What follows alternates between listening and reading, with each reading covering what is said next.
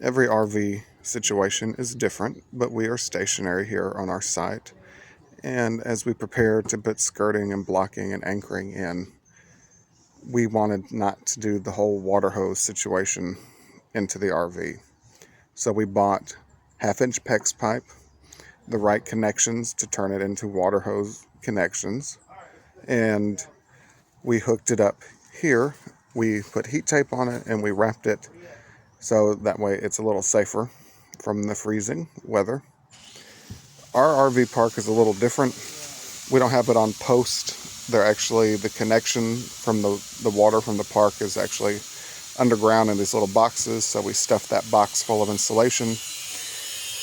We also covered the pipe with some bricks and some rock.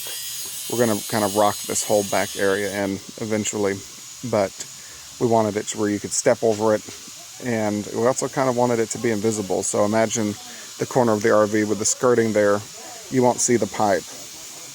It does come up on the side of the RV to connect into the water inlet, but it still looks better in my opinion than just the hose, and it being PEX pipe and the PEX being wrapped so it's not being exposed to the sun. It should have a much longer life than the hose in general. We installed a cutoff valve here. Even with the skirting up, eventually we'll be able just to, open that little section and do a cutoff if we need to. It's also enabled us to run a pipe under the trailer, and that comes over to the deck where we're going to install a hose spigot or a hose bib, so we can actually have a water hose on the side of the house we need it on. Unfortunately, the hose bib I purchased was for 3/4 inch, not 1/2 inch. And I know technically on a house you're supposed to do 3/4 inch, but when we had our mobile home, we had it hooked up with 1/2 inch PEX, and it was fine. We never had any water pressure issues. And here we have a pressure regulator on the thing anyway, so we're only getting about 40 pounds of water no matter what size pipe goes in there.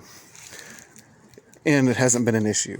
We've had this hooked up for a couple of days now, so the spigot will go right there onto the deck when the new spigot comes from Amazon, and that will enable us to have water on this side. Now, you noticed when we were on the other side of the trailer that there was a cutoff valve for this line. Since we won't need it much in the winter, if at all in the winter, we can just cut that whole line off so we don't have to worry about freezing.